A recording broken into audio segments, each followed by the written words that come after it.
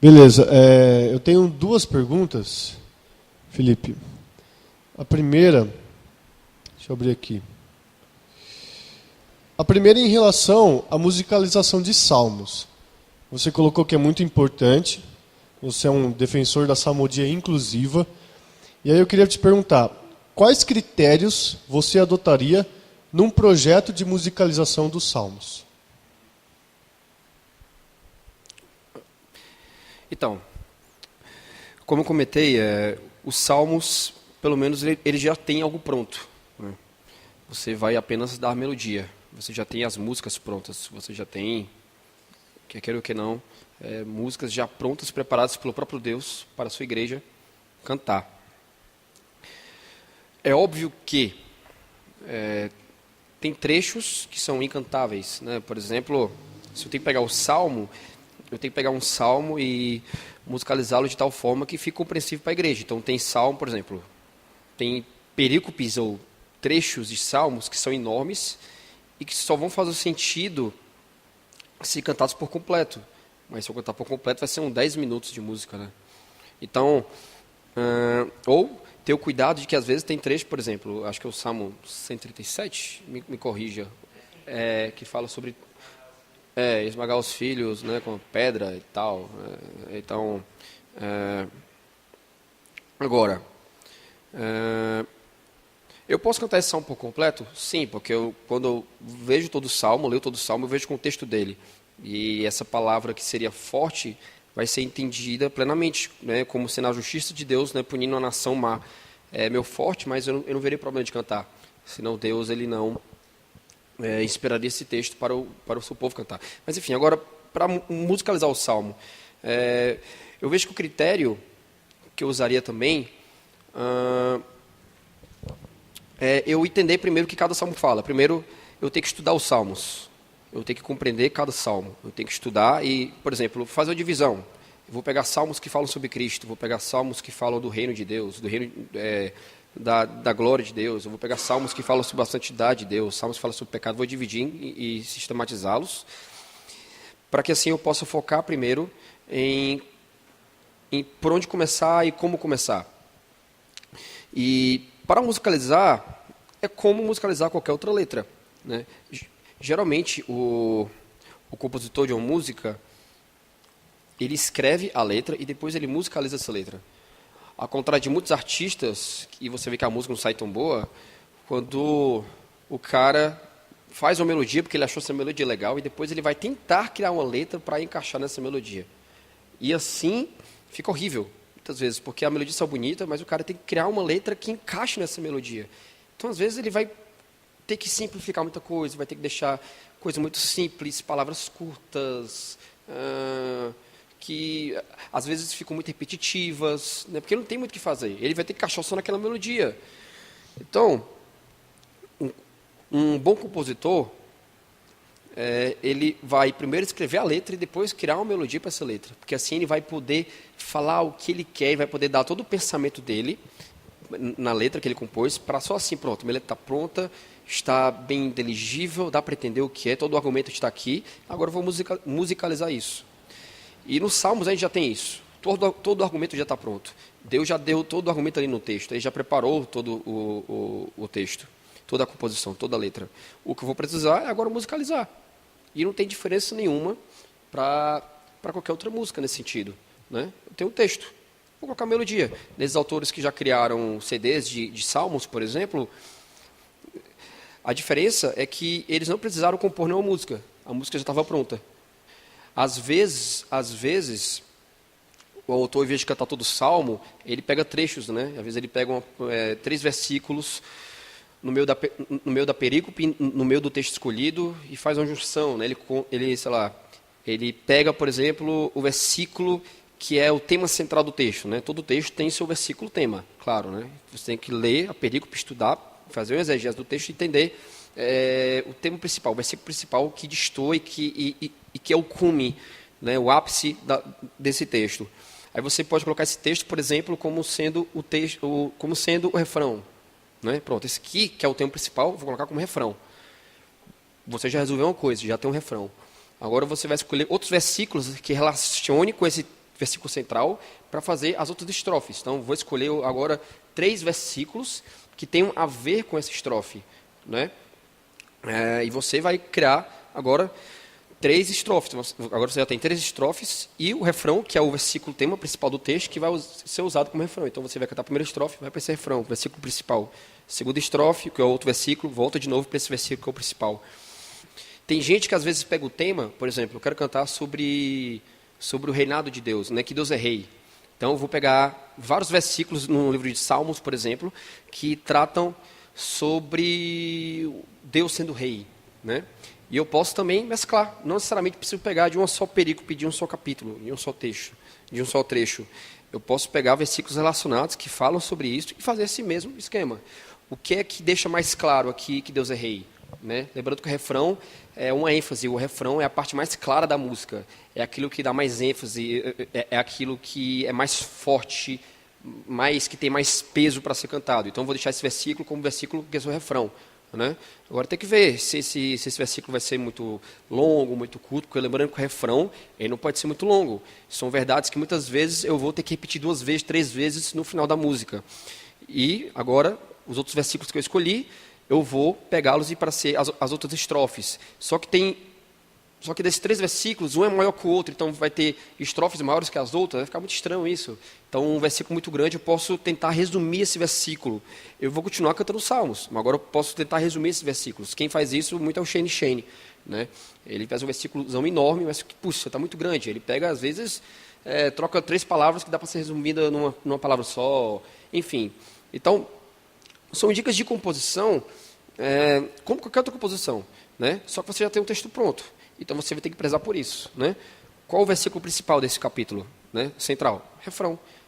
Agora, eu vou pegar as estrofes, outros textos que se relacionam com o tema, e assim eu vou compondo. Né? Vou dando melodia a estes textos. Lembrando de sempre escolher o texto primeiro. Né? E depois você vai musicalizando. Entender o texto, compreender o texto, porque você compreendendo o texto, você vai fazer uma música que faz, você vai dar melodia a uma música que faz sentido. Você não vai pegar diversos salmos que não conversam com o outro e não tem nada a ver. Entendeu? Ou você pode, se você quiser tentar, mas vai ser de fato uma música no estilo da salmodia puritana, né, onde eles pegavam todo o texto de Salmos, ipsilitras, o capítulo todo, vou dar uma melodia para isso aqui. Você pode tentar fazer isso. Né? Mas se você quiser compor ou dar uma melodia nova a um trecho pequeno de Salmos, faça isso. Né? Escolha um versículo tema, o versículo principal e vá pegando as outras estrofes com outros versículos relacionados. Basicamente é isso.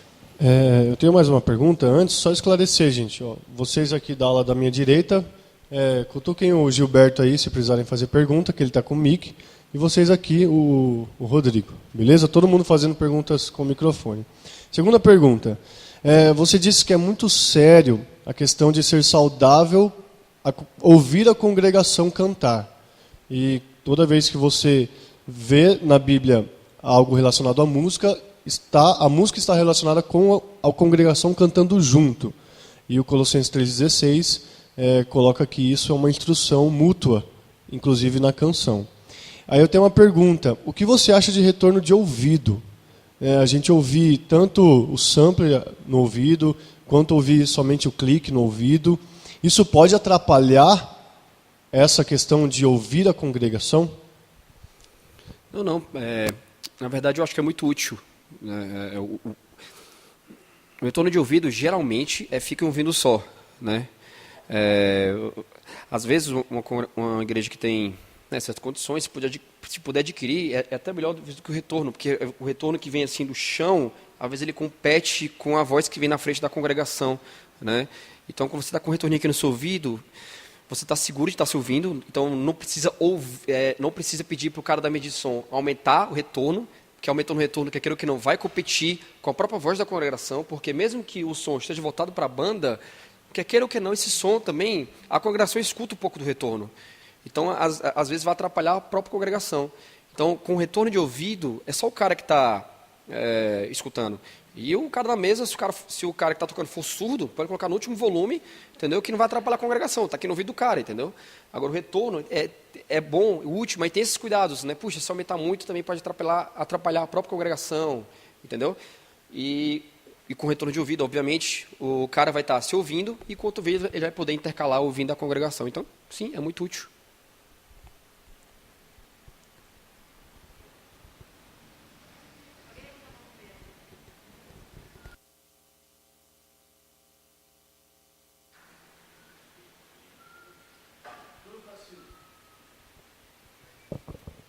Ah, Em relação ao que você falou sobre o objetivo do louvor, da adoração, de falar sobre os atributos de Deus, de exaltar aquilo que Ele faz para o seu povo, né, e para a gente. Se dentro do louvor no culto, né, nessa questão do louvor dentro da liturgia do culto, se tem espaço também para lamentação, uma música mais voltada para contrição, para uma reflexão daquilo que até mesmo Deus fez em relação a nós, ao nosso pecado. Porque eu tenho visto também que algumas igrejas é muito aquele triunfalismo e todas as músicas são voltadas para a vitória, que agora é só vitória, então você vai triunfar. E não tem espaço muitas vezes para esse momento de contrição e de lamentação.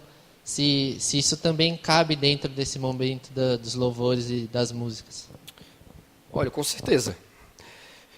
Como eu falei, os salmos, eles expressam bem a própria antropologia humana, né? O que o ser humano pensa, sente. Nos salmos você vê, em momentos de confissão de pecados, ali, eu acho que um dos maiores exemplos que nós temos é o Salmo 51, né? Ou também momentos, ou em outros salmos que você vê, por exemplo, no Salmo de Romagem, né, que é muito comum a gente ver o povo lamentando também pelos problemas que passaram, mas ao mesmo tempo lembrando também dos feitos de Deus, né? Normalmente, a gente gosta de dar categorias para músicas somente de músicas emotivas, músicas que são mais racionais, mas os salmos de lamento são importantes, porque eles servem muito para a confissão de pecados.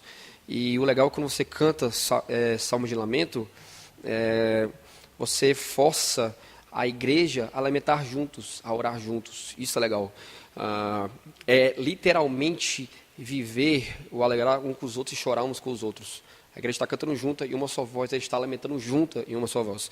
Eu lembrei aqui de um texto que eu publiquei há um tempo no Canto de Escrituras, não é meu, é da Christina Fox. Christina Fox. Tem um trecho que ela fala que é muito interessante, que ela vai dar o seguinte, né?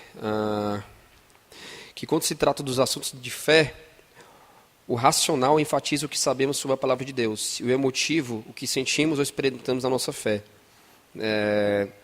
Ela comentando isso sobre o Salmo de Lamento, né? Que vai ser uma disputa basicamente entre a mente e o coração, né? E o Salmo de Lamento é um dos poucos salmos que envolve isso, né? Ao mesmo tempo que você está sabendo que está cantando e você entende que Deus está sendo exaltado, mas você está derramando o seu coração ali. Tanto que tem igrejas que usam o Salmo de Lamento em momentos de confissão de pecados.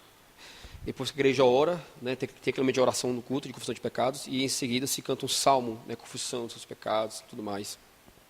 E após isso,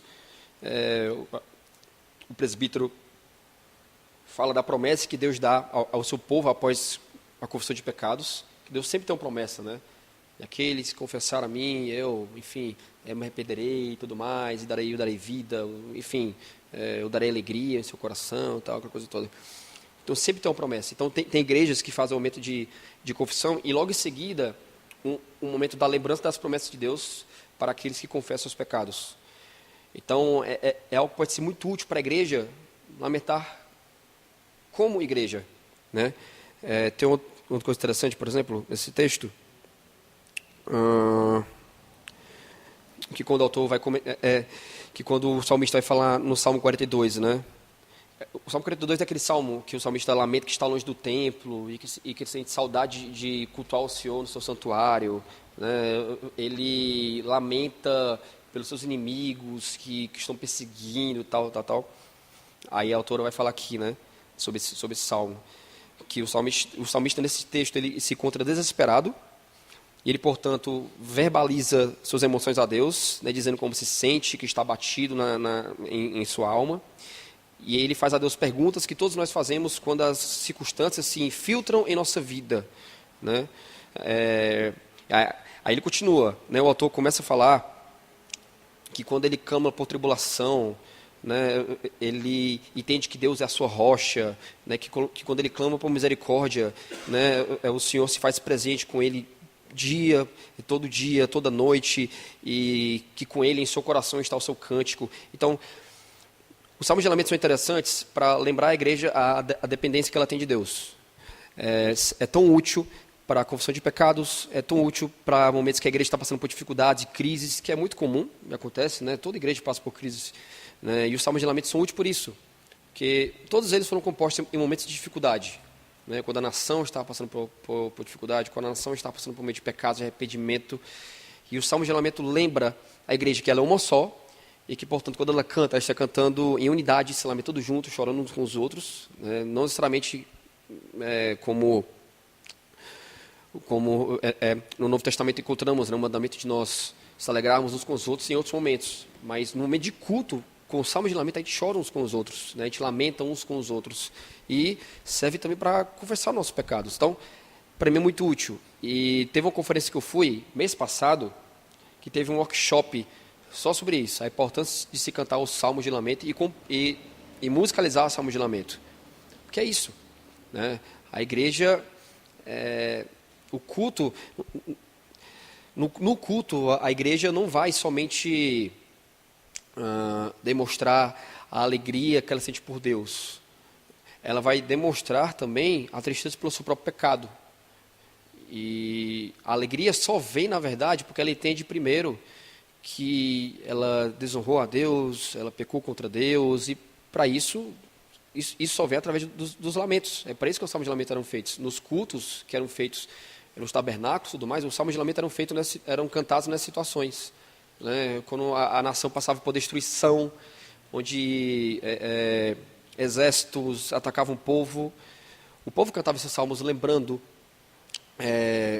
dessas situações, lembrando como Deus foi bom, apesar dos seus pecados, apesar das suas dificuldades. Então, eu acho que, como todos os salmos, sim, deve ser cantado com toda certeza.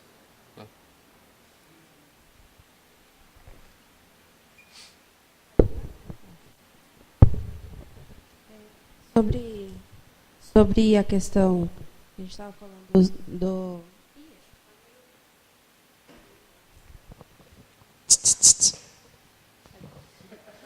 sobre a questão que a gente estava falando a respeito de se ouvir a voz da congregação, de ser da banda principal ser a igreja, pelo menos eu me sinto numa tensão entre a beleza da música e a simplicidade para favorecer a igreja. Em contextos onde a gente tem capacidade de trabalhar a beleza da canção, beleza vocal, contracantos, como a gente pode equilibrar isso? Porque, às vezes, se você trabalha muito a estética da música, você prejudica a igreja que talvez não consiga acompanhar. Mas, se você simplifica muito, você perde a beleza da música. Qual é o ponto de equilíbrio nisso? Porque, às vezes, eu sinto que a gente não consegue encontrar um equilíbrio nessa questão de favorecer a igreja e de fazer uma música que seja agradável aos ouvidos das pessoas.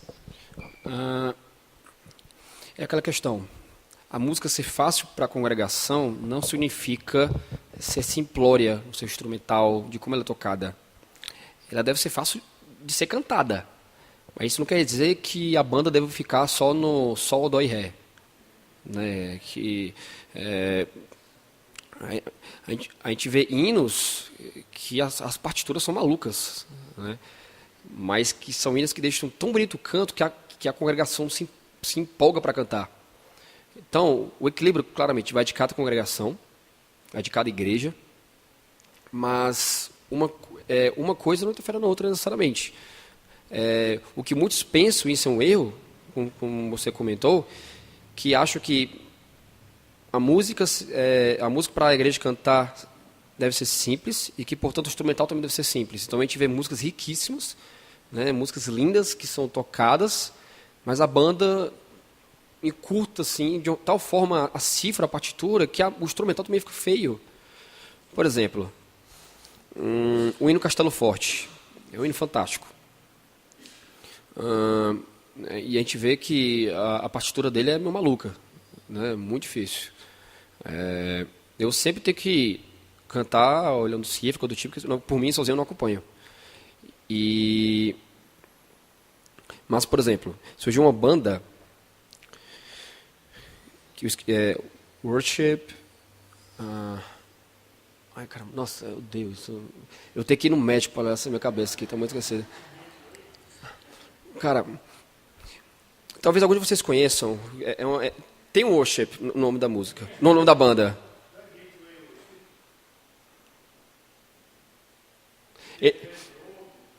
Não.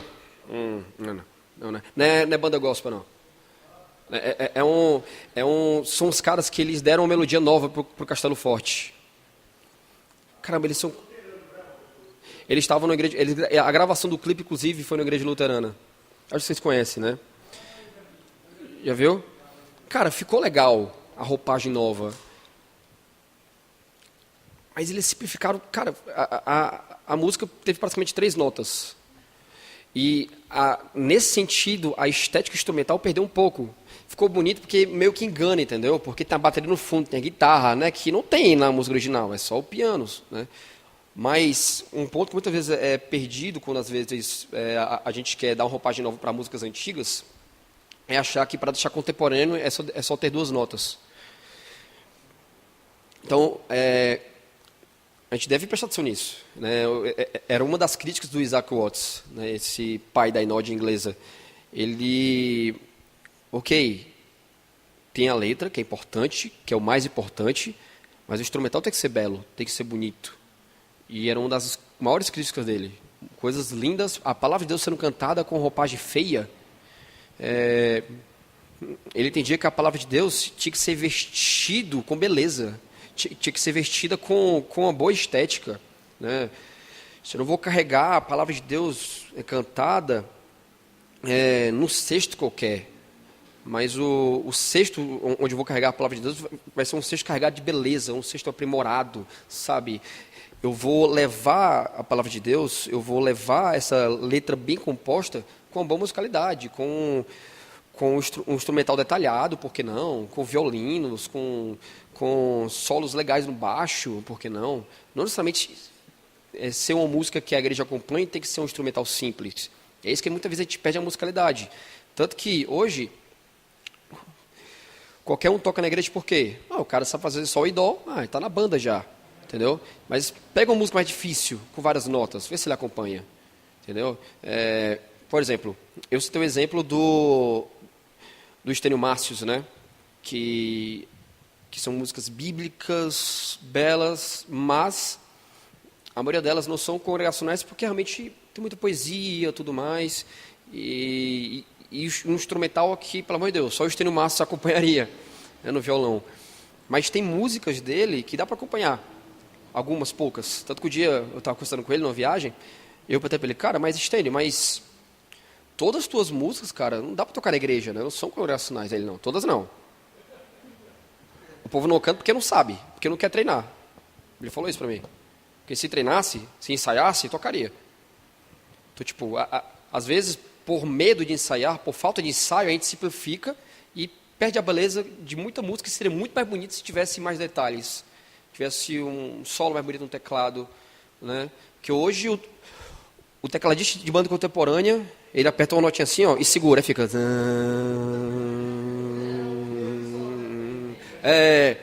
Fica isso, né? Aí o cara vai cantando e não muda o tom. Cara, tipo, e para hoje muito isso é bonito. Tá, tem ocasiões que às vezes entra, mas, cara, para de ser e solta, tá bom. Faz uma variada agora, entendeu? Então, tipo, não é desculpa, de fato. E se eu passei isso em algum momento, eu não quis dizer isso, tá? Não é desculpa produzir um canto, uma música que seja para a igreja acompanhar, necessariamente se é algo simples, se é algo simplório. Não, que seja bem trabalhado, que seja bem trabalhado. Mas é aquela questão, né? Que seja bem trabalhado de modo que não atrapalhe a voz da congregação. Entendeu? Mas imagina, um instrumental tão bem trabalhado e tão bem empolgante que só estimula mais a congregação a cantar. Entendeu? Porque às vezes o instrumental básico, às vezes a igreja cantando, poxa, isso não... O instrumental tem que ser um empurrão, sabe, para a voz da igreja. O instrumental deve ser tipo um pontapé na porta, vai, canta. É isso que deve ser o instrumental. O instrumental deve apoiar a voz da congregação, como eu falei. E para isso deve ser algo belo, deve ser algo bem trabalhado. Mais uma pergunta. Sim. Sobre a questão do ensino da doutrina na música, eu vejo que nas igrejas contemporâneas, e até aqui no caso da Igreja Presbiteriana de Jundiaí, que é o meu caso de muitas pessoas, vêm de outros contextos pentecostais, neopentecostais, e não foram doutrinados na igreja.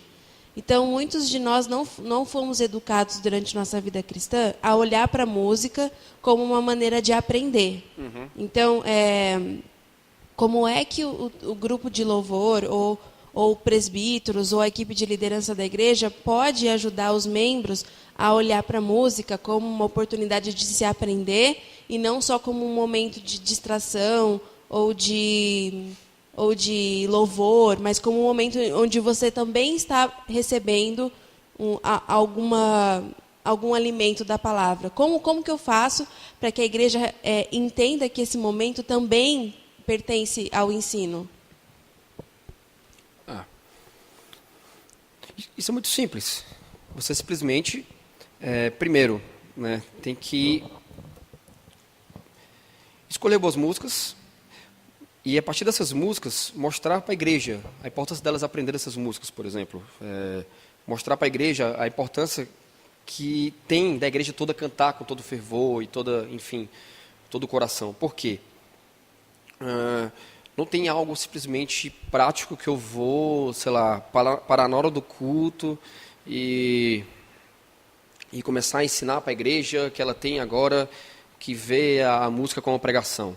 Não, eu tenho que simplesmente escolher boas músicas, como o que foi falado aqui. Eu tenho que escolher boas músicas, músicas que são congregacionais, músicas que são bíblicas, e com o tempo, eu cantando essas músicas, a igreja vai, por si mesma, aprender sozinha. Ou até mesmo também, o grupo de presbíteros, o pastor, deve começar, por que não, a mostrar para a igreja a importância da igreja cantar, né? E falar mesmo, na pregação, por que não? Né? Comentar de que quando a igreja canta, ela louva a Deus, mas também ela ensina uns aos outros, e que, portanto, ela deve cantar com vigor, cantar com força, porque você está cantando para Deus, mas você também está cantando para o seu próximo. Então a igreja também deve ter esse estímulo. Muitas vezes, muitos não cantam, irmãos às vezes ficam na sua cantando baixinho e tudo mais, porque esquecem o motivo da música, esquecem o que é louvar, né? Então não tem empolgação para o canto, né? Eles muitas vezes não têm a mesma empolgação do que cantar num show, por exemplo, de um artista que eles gostam. Mas quando eles lembram, quando eles são ensinados pelos pastores da igreja, pelos presbíteros, de que eles estão cantando para Deus e que consequentemente também com isso eles estão ensinando uns aos outros ao canto, consequentemente a igreja com o tempo vai se habituando, entendeu? É algo que é muito da consequência de viver isso, tá? Você começa a aplicar isso à sua igreja, você começa a aplicar músicas saudáveis, de impulsionar a igreja a cantar com mais vigor e tudo mais, e com o tempo a igreja também vai se percebendo, entendo? A igreja vai percebendo que está cantando músicas bíblicas e tudo mais, ela vai começando a entender, poxa, essa música está ensinando muito, nossa, como eu aprendo com essa música? É uma consequência de um estilo de vida de canto congregacional, de um estilo de vida da igreja mesmo. Então, não tem algo assim prático, vai fazer isso agora você vai fazer esse terceiro passo. Não, é uma consequência disso, entendeu?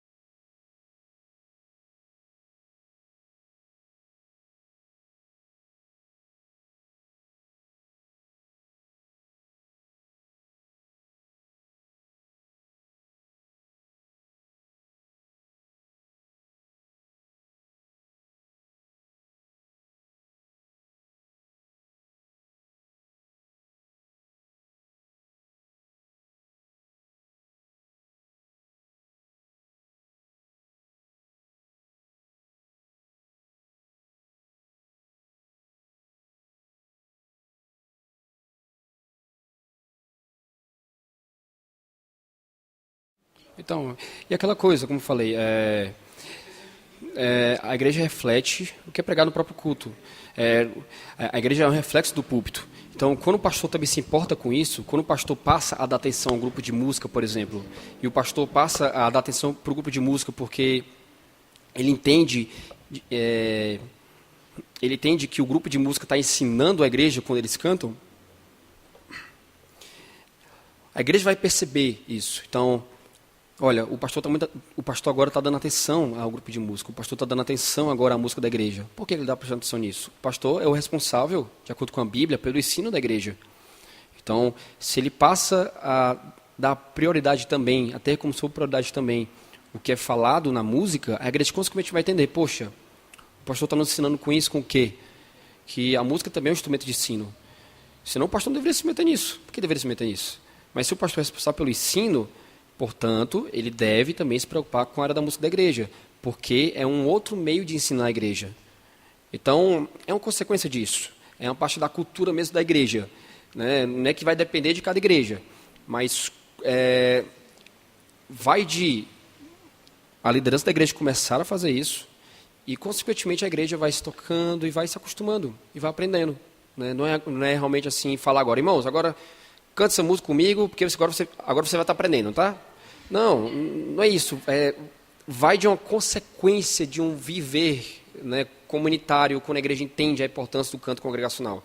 Então, é aquela coisa, a igreja, a banda da igreja deixando as modinhas de lado, deixando o estrelismo e, de fato, cantando biblicamente ao Senhor, né, de modo que a igreja entenda, de modo que a igreja participe. A igreja mesmo vai começar a notar por um tempo. A igreja se ouvindo o que está sendo cantado, ela está ouvindo, ela está percebendo o que está cantando, as letras estão claras, ela está aprendendo por ela mesma, entende? Então, é toda uma consequência de viver isso aí, de aplicar isso.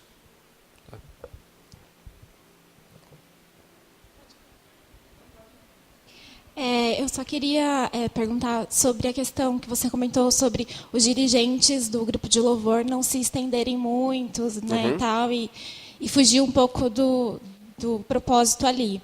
Mas você acha que cabe a gente, como, né, dirigente do grupo de louvor, trazer esse alerta também sobre a importância de estar ali, do que estar cantando, ou não? Ou seria só mesmo condução, assim, mais básico, vamos dizer assim?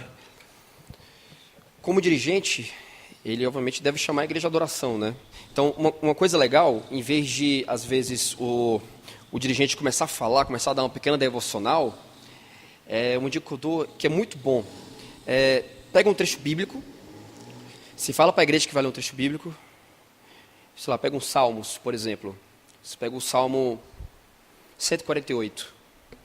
Você chega para a igreja, sei lá, você salva a igreja, às vezes nem é necessário salva a igreja, você já leu o texto uma vez, e fala, irmãos, a Escritura diz no Salmo tal, tal, tal, louvem todos os povos ao Senhor, prostre-se,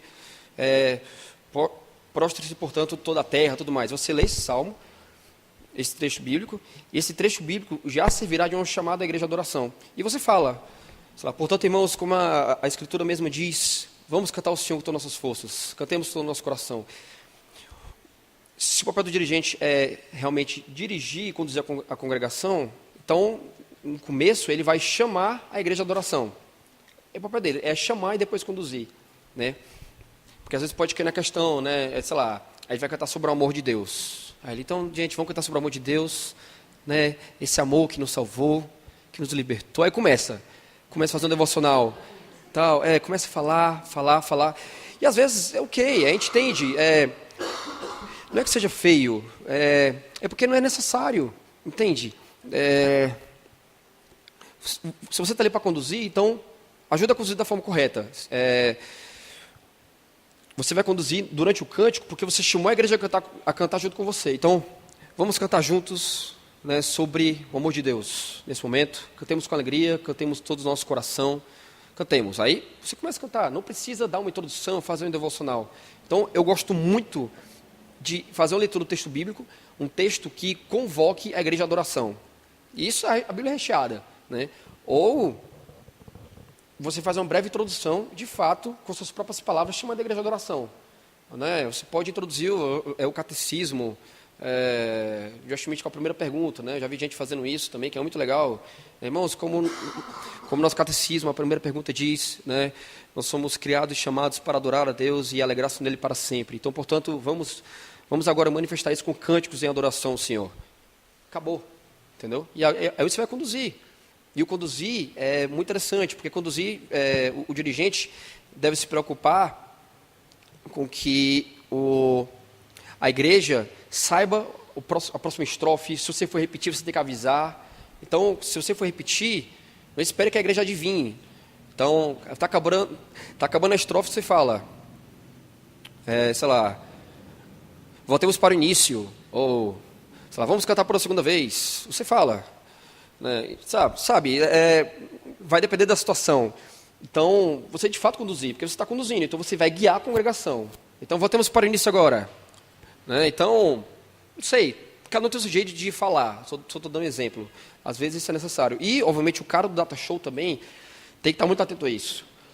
Uma dica que eu dou é que quando o cara do data show vê que já está sendo cantada a última palavra do telão, que ele já mude para a próxima. Que ele não espere cantar tudo para só assim passar. Porque, às vezes, quando passa, a igreja já está cantando metade da outra frase, entendeu? Então, a igreja já não está acompanhando. Então, o cara do data show tem que estar muito atento a isso. Isso ajuda muito o canto congregacional. Às vezes, quando a letra é muito rápida, se você chega, assim que chegar na metade da frase do slide, já passe para outra, que a frase é rápida, então a igreja vai cantar. Quando você passar, a igreja vai começar a cantar a próxima página do slide. Então, tem que estar muito atento a isso também. Então, os dois meio que vão andar juntos, né? O dirigente e o cara do slide. O cara do slide tem que estar muito atento, obviamente, ao dirigente. Então, é isso, é conduzir. Ajudar a igreja a cantar, direcionando para onde deve cantar. E, no começo, chamar a igreja à adoração. Esse é o principal. O devocional, deixa para a mensagem que o pastor vai pregar, que vai ser muito melhor. Eu também já fiz muito isso. Eu também eu costumava, às vezes, falar alguma coisa, assim, prolongando e tudo mais, demorava uns 4 minutos, já pedi um tempo de uma música. Eu já podia ter cantado outra música com isso, entende? Se a prioridade é a música, então, poxa, se eu perco sempre 5 minutos falando, dá para incluir mais uma música, então eu vou parar de falar e incluir outra música, entendeu? Sei lá, entendeu? Então, que a minha palavra seja de condução, que seja de chamar a igreja à adoração, porque é isso que eu fui chamado para fazer ali. Como música, eu não fui chamado para pregar, eu fui chamado para conduzir a igreja na adoração, entendeu?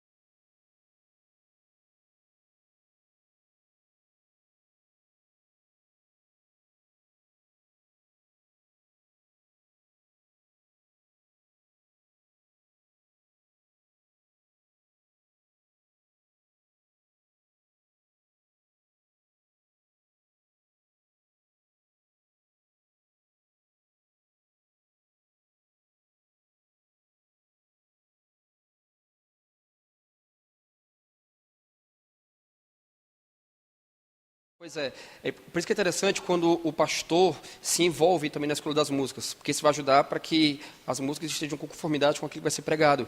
Então, se as músicas estão tratando basicamente do mesmo tema, eu acabo uma, eu já entro na outra. Ou naquela parte, né, que a gente faz aquele alinhamento, né? Às vezes, ter como eu digo, o tom da próxima música basicamente tem a ver com o tom dessa primeira música. Então, eu acabo a música já tocando o início da outra. Já começo, não preciso parar. Ou quando eu paro, se é uma parada rápida, não preciso falar nada. Ou, para não ficar aquele vácuo, o que você fala é o quê? Vamos cantar agora a música tal. Pronto, acabou. Não precisa falar mais nada. Né? Porque eu já vi casos de igreja também que, para cada música, é um breve devocional. Nossa, mano. Uma de louvor demorava uns 40 minutos. Putz, aí, isso atrapalhava muito. Então, basicamente é isso. Realmente ter isso já arquitetado e preparado pela banda, tá? De modo que a banda ela não fica naquele silêncio. Né? Tem igreja que acontece. Tem igreja, por exemplo, que no momento anterior, às vezes a oração antes da música. Então, a banda já fica no mesmo banco, já orando na frente, né? E quando no momento da chamada da música, eles já se levantam, eles estão perto dos instrumentos e já vão para os instrumentos. Né? Lá na Igreja da Trindade, o louvor já é logo no início, basicamente. Tem uma leitura da palavra e já é o louvor. O louvor já é logo no início, é uma liturgia mais enxuta. Aí, depois do louvor, que vem a confissão de pecados, tal, coisa toda. Então, o que a igreja lá faz? O pastor faz a leitura e a banda já está lá na frente, tudo mais. Eles levam também suas Bíblias lá na frente, leem tudo mais, isso para agilizar. Ou a Bíblia, às vezes, nesse momento, na chamada, já está no telão. Então, a banda faz a leitura inicial, quer dizer, o pastor faz a leitura inicial, quando acaba, vamos louvar o Senhor, irmãos. A banda já está lá na frente. Mas eu sei que nas liturgias das igrejas presbiterianas, geralmente tem mais coisas, então não tem como a banda já ficar lá na frente, não tem como. E os músicos da banda também devem priorizar pelos seus momentos de oração, da palavra. Que, por exemplo, uma coisa às vezes que eu não concordo muito, quando em momento de oração, tem igrejas por aí que o momento de oração é musicalizado. Aí fica um cara tocando lá para a igreja orar. Né? É o momento da oração silenciosa. Poxa, mas eu estou privando o cara que está tocando de orar também. Entendeu? Deixa a igreja quieta, mano. Tipo assim, eu, por exemplo, não consigo. Quando eu estou orando, começa uma músicazinha a tocar no fundo, eu me concentro na música. Eu não oro mais. Então, eu fico pensando, poxa, esse cara vai orar não, meu? Nossa, velho. Sabe? Então, a gente esquece disso também. A gente tem que lembrar que, às vezes, a banda, ela, poxa, está servindo lá na frente e tudo mais, mas ela, mesmo às vezes, está se privando de ter seus momentos também pessoais com Deus. É diferente no momento da música, onde todo mundo vai participar e a banda não vai estar só. A igreja toda vai estar participando. Né? Lá na Igreja da Trindade, a gente faz assim, são 4 músicas no momento de louvor. E na 4ª música, a gente já faz o momento de ofertório. Aí o próprio cara, o próprio dirigente já fala lá na frente, né, irmãos, agora, ou o pastor mesmo se levanta, irmãos, nessa 4ª música vamos aproveitar agora e ter o momento das ofertas. Isso já agiliza, já é uma coisa a menos no culto, já é um curta, uma coisa a mais já no culto, e tem mais tempo para a pregação da palavra, né, que é a prioridade. Então, isso é muito legal. E a igreja vai deixando suas ofertas lá, tudo mais, e a galera cantando, entendeu? Mas sempre a banda está em momentos em que a igreja todo participa. Então, ficar atento nisso. Praticidade, sempre pensar o que vai ser melhor para a sua igreja. Né? Tem que respeitar, obviamente, a liturgia, né, de cada igreja, que às vezes difere um pouco. Né? Os elementos bíblicos devem ser mantidos, óbvio, mas tem igrejas que os elementos, às vezes, mudam um pouco de ordem. Né? Tem igreja que a oferta é mais no final, aí tem música também, tem igreja que a oferta é mais no início. Tem igreja que, logo após do louvor, é um momento de oferta e canta outra música. Não, poxa, por que não coloca então já no meio de louvor, meio de oferta, já encurta e já cria mais tempo da palavra, né, e tal. Então, vai de organização de cada contexto, de cada banda. Tem essa dica também de já ficar perto do local dos instrumentos. Tem, por exemplo, igrejas que eu conheço que o grupo de música, desde o começo do culto, já fica sentado na frente, já normal, como fosse o seu lugar que vai ficar perto do culto, né, com o seu biblinho e tudo mais, porque às vezes o cara está lá atrás, aí na hora da música ele vai lá, nossa, até chegar, passou uns 2 minutos, entendeu? Então, o cara, poxa, chega na igreja, se você vai tocar nesse dia, já fica na frente. Senta na frente. Assim, a gente acha que só o pastor está na frente, né? O pastor serão os primeiros, não o resto. Não, a igreja também pode sentar na frente. O banco é público também, não é só o pastor esse banco da frente. Então, senta na frente também, senta no segundo banco, entendeu? Isso já agiliza muito na hora de se preparar para tocar, entendeu? Então, coisas básicas. A pergunta que eu tenho na verdade, uma curiosidade que eu tive agora, né, pensando um pouco sobre as coisas que você falou em relação aos salmos. Eu não consegui lembrar nenhum salmo de cabeça, né, mas a maioria dos salmos, eles são de alguém falando sobre algo que aconteceu, ou falando sobre Deus, ou expondo para Deus algo que sente. E nunca, não lembro, né, pelo menos, de Deus dizendo algo para a pessoa. E eu tenho um colega meu que ele não mora no Brasil e ele me mostrou para mim uma música que toca na igreja dele, que é como se Deus estivesse falando para as pessoas. E uma referência, né, uma analogia que eu posso fazer é aquela música da Oficina G3, Eu Sou, que é Deus falando, eu sou, minha palavra não tem fim, tudo está em minhas mãos e tal.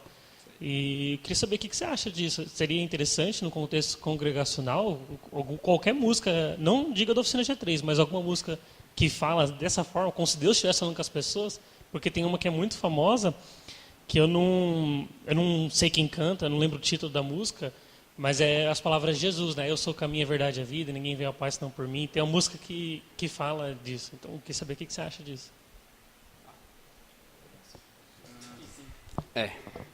Então,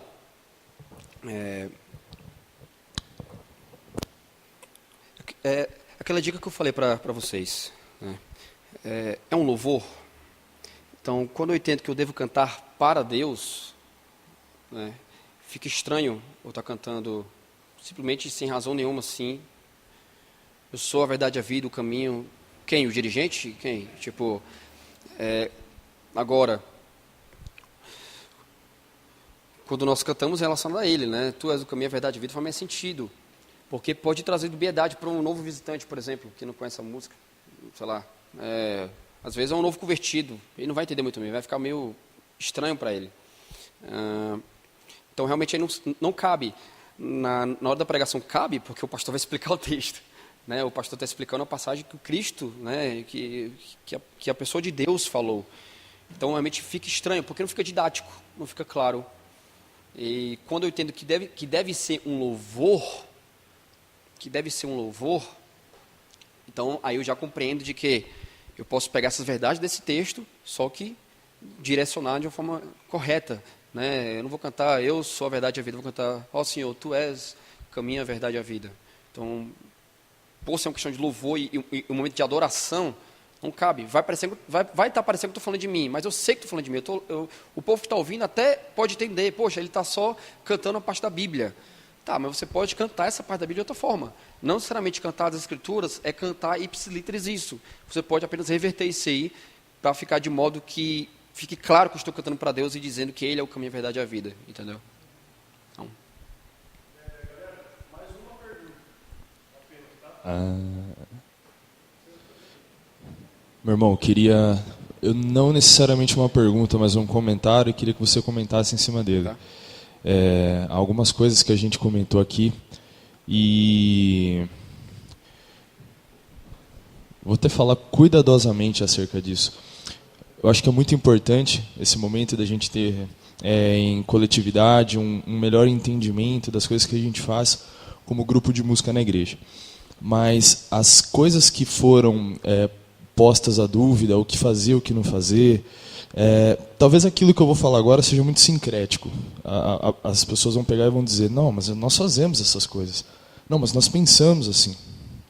Mas talvez não com a exclusividade que a coisa merece. Ou seja, se houver da parte do músico e de todo o corpo da igreja, sua membresia, o presbiterato, o diaconato, o mestre, o pastor, enfim, uma busca sistemática pela primazia da palavra de Deus, é certo que as coisas que são, por consequência, são acertos em tudo isso que a gente colocou como dúvida. E talvez uma inversão da nossa devoção possa acontecer. Se o irmãozinho ali tem ali 2 minutos perdidos do momento de culto porque ele estava esperando o outro, talvez tenha soado, pelo menos soa para mim, como um descuido, né, da parte de quem lidera. Isso não acontece aqui, felizmente. No que diz respeito à liturgia de culto, então faltou até um certo temor diante daquilo que está acontecendo. Então é um problema que aconteceu lá atrás. E a gente está tentando, às vezes, corrigir aqui. Não, então vamos cortar os minutos, então vamos fazer assim, então vamos fazer assado. E no fim das contas, é aquele problema inicial que a gente devia ver, que é o quê? Apelar para um estudo sistemático das Escrituras, buscar um temor no Senhor, a santificação por meio da fé, e exercer isso em toda uma vida que vai até a glorificação pela fé, que é o fato final do Senhor, para daí sim o culto ser cada vez mais próximo da perfeição, nunca será, somente no final. Então, somente uma inversão de valores. E um outro comentário em cima do que o irmão comentou, numa outra igreja que eu frequentei 25 anos da minha vida, vários erros doutrinários aconteceram, e a gota, para mim, e que ocasionou na minha saída, eu era um instrumentista do grupo, não o que comandava, e um dos cânticos que foram selecionados para o canto congregacional foi um do Nani Azevedo, em que o cântico falava assim: eu, o Senhor teu Deus, te tomo pela tua mão direita, não temas que eu te ajudo. Isso é inspirado num trecho de Isaías. É um texto literal da Bíblia, e para mim é a prova viva de que nem tudo que é bíblico necessariamente tem que ser cantado. Eu não vou cantar a descendência de Adão, eu não vou cantar João Batista falando, malditos para o fogo eterno, raça de víboras. E eu falei para ele, não faz sentido eu pegar e entoar a Deus um cântico, te tomo pela tua mão direita, bem como você acabou de falar. E acho que isso para mim foi, acho que é a hora de eu me retirar da presença dos irmãos. Eu peguei isso aí. Aquele mesmo comentário que eu fiz acerca da música de missões, por exemplo. É uma verdade bíblica que eu tenho um chamado e eu fui escolhido desde o ventre da minha mãe? É uma verdade. Mas não cabe no culto por quê? Porque não é um louvor diretamente a Deus. Talvez seja bom para num congresso, para ouvir no meu carro, para ouvir no meu, sei lá, no meu celular. Como, por exemplo, tem passagem na Bíblia, obviamente, que não tem sentido eu cantar. Eu não vou cantar o trecho de Apocalipse que fala que a besta emergiu do mar. Entendeu? Tipo assim... Cara, isso é muito estranho, entendeu? Talvez dê medo a alguma criancinha que não tenha noção de alguma coisa, sai, começa a falar, mãe, cara... Imagina, entendeu? Então, é aquela coisa, é louvor? O que é um louvor? O que é adoração? Às vezes, não necessariamente a música vai estar falando diretamente do atributo de Deus, mas vai fazer como os salmos, né, que relatam feitos de Deus na história da sua igreja, na história do seu povo. Então, talvez esses feitos possam ser cantados, e Deus libertou o povo e tal nação, e Deus fez isso para comigo, Deus fez isso para contigo. Isso sim são louvores, porque mesmo que não esteja falando exatamente dos atributos de Deus, mas está falando feitos grandiosos de Deus e, consequentemente, elogiando os seus atributos. Então, cantar as Escrituras não necessariamente é cantar todos os trechos ipsis litteris, como eu falei, não vou cantar o ipsis litteris, o trecho da besta emergiu do mar, ou do dragão, né, lutando, né, contra a mulher no deserto, né? Tipo, não cabe. Como também eu não vou cantar de forma isolada o trecho lá de bater a cabeça do meu filho numa pedra. Imagina que alegria isso. Nossa, a igreja vai ser muito edificada. Cara, agora é diferente se eu... como eu já vi casos de igrejas que eles conseguiram musicalizar todo o texto, né, de Salmos, por exemplo. Agora, tá, Felipe, então vamos musicalizar todo o Apocalipse, então. Não, mas ali não dá para entender. Tem trechos que pelo contexto eu consigo entender, tem textos que pelo contexto ainda não dá para entender, e aí não fica claro para a igreja, eu tenho que explicar. Né? Isso no caso das passagens, nas passagens apocalípticas, nas passagens que há sim muitos simbolismos, né, de numerologias, de nomes, como é que eu vou dizer, nomes estranhos, tipo, um exemplo bem grotesco assim, tipo, sei lá, genealogia, eu vou cantar números. Cara, o que vai edificar a igreja nisso? Entendeu? Claro, há versículos que às vezes escapam, mas eu vou cantar aqueles capítulos que falam os nomes da descendência das tribos. Não quero dizer com isso, claro. Então, só estou usando esse exemplo bem assim, extremo para dizer que o quê? Cantar as Escrituras não necessariamente é cantar todo o trecho da Escritura, mas cantar todas as verdades contidas na Escritura. É isso, cantar as escrituras é cantar as verdades contidas nela. Então, às vezes, eu não vou cantar ipsilitris, mas vou pegar aquela verdade que muitas vezes não é muito bem cantável, mas eu vou fazer de um jeito que ela fique cantável. Eu vou mudar, às vezes, uma palavrinha aqui, vou resumir alguma coisinha, como falei para vocês. E desse jeito, nós estaremos cantando a Bíblia. Né?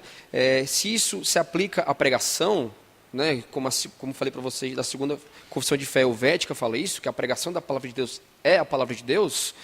Cantar a palavra de Deus também cantar sobre a palavra de Deus é também cantar a palavra de Deus, se eu não estou distorcendo a palavra de Deus quando eu canto. Então, eu também preciso pensar nisso. Então, ter o cuidado. Né? Às vezes parece bonito, às vezes parece realmente que a igreja vai entender. Poxa, é que nem uma música que é conhecida, mas pode haver uma exceção nesse caso. Por exemplo, acho que a música Não Tenha Sobre Ti. A música Não Tenha Sobre Ti, eu acho. Que fala assim, eu já vi muita igreja cantando, eu tenho um certo receio, que diz, não tenha sobre ti um só cuidado, qualquer que seja.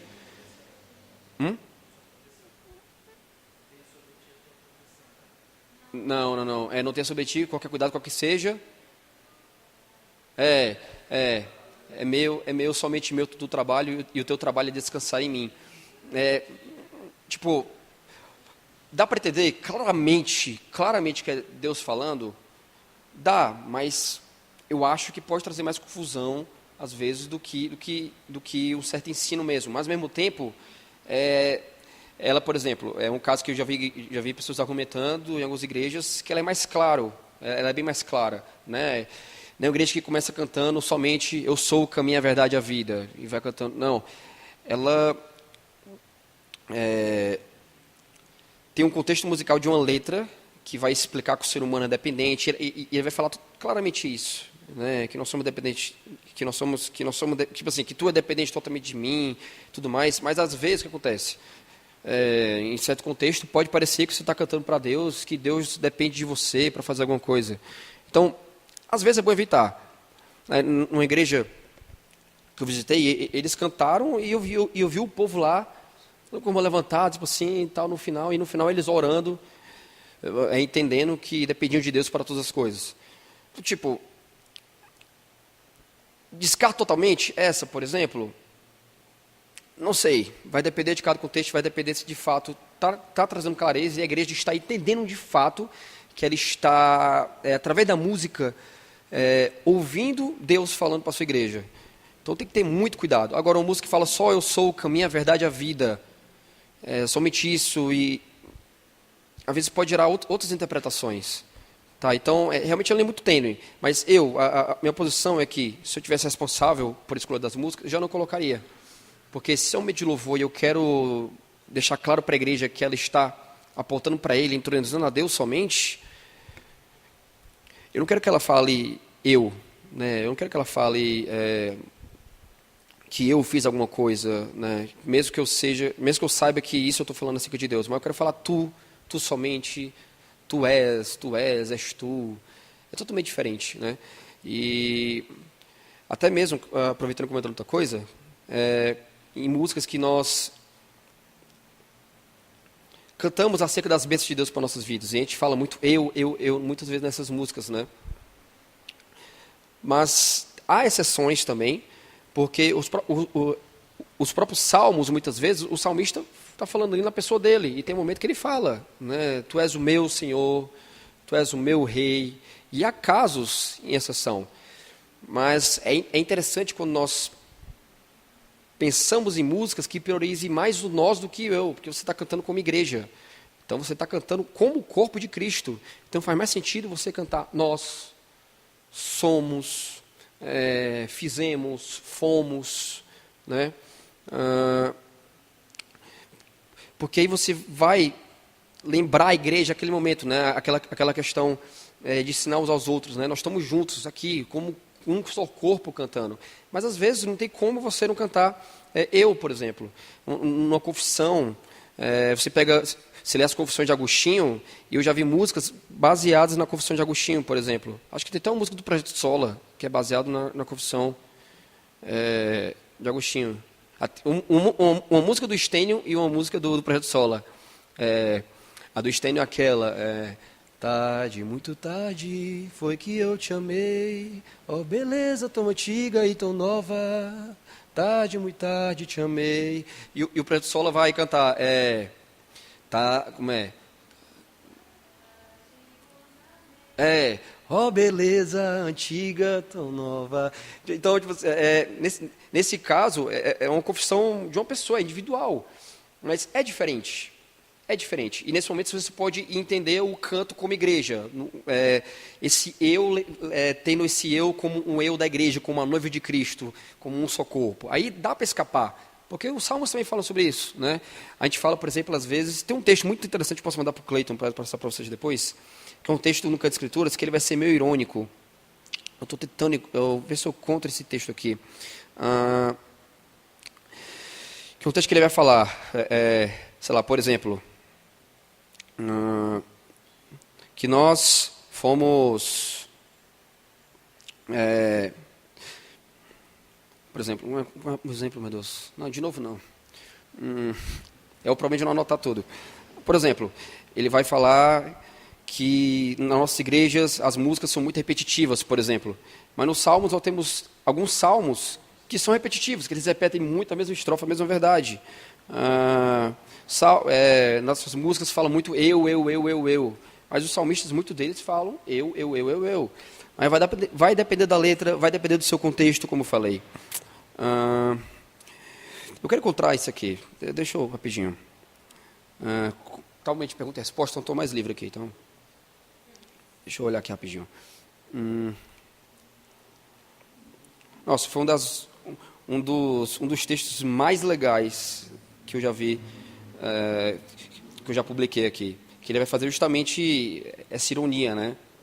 Que ele fala aqui no final, que ele dá todos esses exemplos, né, baseado nos Salmos, né, que os Salmos fazem todas essas coisas. Aí ele fala assim, vai ser o jeito eu cantar uma música, vai ser o jeito eu cantar então músicas contemporâneas. Aí ele, porque ele lembra que, na verdade, tudo isso era um exemplo de Salmos, entendeu? Enfim, eu acho que eu não vou encontrar mesmo isso aqui. Ô, tristeza. Mas, enfim. Então, eu acho, mano, que realmente é nisso que você falou mesmo. A prioridade pela palavra. Quando a igreja se volta para a palavra, ela, consequentemente, vai se portar com a palavra em tudo. O culto vai ser cheio da palavra. Não vai ser só pregação cheia da palavra, não é oração cheia da palavra. Mas o louvor também, consequentemente, vai estar cheio da palavra. Quando eu entendo o solo escritura, o solo escritura se aplica em tudo. Né? Se aplica no que eu canto, se aplica no que eu oro, se aplica no que eu prego. Então, é uma consequência disso. É uma consequência da compreensão correta da Bíblia. Que é um louvor. É um louvor, não é uma apresentação. É um canto a Deus, não é um canto para mim. É um canto como igreja, não é um canto de eu sozinho. Então, eu tendo essa compreensão, muita coisa muda. É uma consequência da minha compreensão real do Evangelho, de como a Escritura deve ser cantada, de como a Escritura deve ser vivida num contexto de culto público. Entendeu? Então, é isso.